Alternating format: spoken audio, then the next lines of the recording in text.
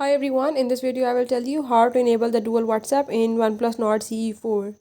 So if you have one WhatsApp in your device but you want another one, or you can say the second WhatsApp or the clone WhatsApp, I will tell you how you can enable it.